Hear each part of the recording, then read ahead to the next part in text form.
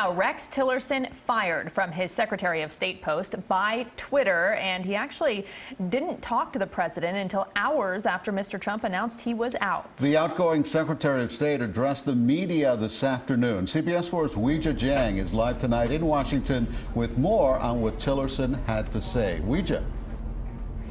Elliot, Rex Tillerson's departure itself is not a surprise. His relationship with President Trump has always been a rocky one, but the timing of the announcement definitely caught many off guard, including Tillerson, who became emotional when talking about leaving his job.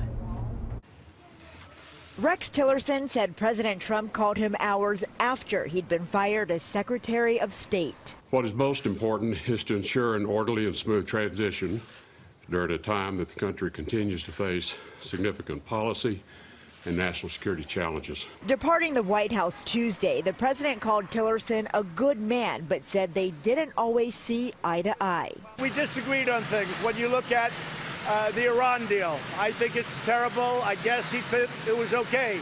The president used a morning tweet to announce Tillerson's departure and his replacement, CIA Director Mike Pompeo. We're always on the same wavelength. The relationship has been very good, and that's what I need as Secretary of State. This White House reshuffling comes ahead of President Trump's planned meeting with North Korean dictator Kim Jong-un. Tillerson was in Ethiopia when the president accepted Kim's invitation.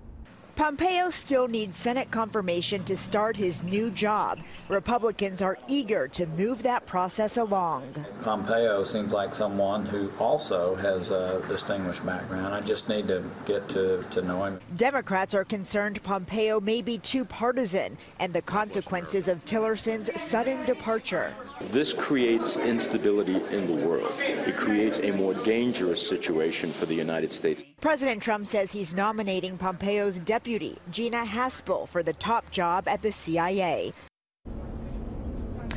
Tillerson will officially hold his job, at least in name, until the end of the month when he plans to return to life as a private citizen. But he says after today, he is turning over all his duties and authority to Deputy Secretary John Sullivan. We're live at the White House. Weijia Jiang, CBS 4 News.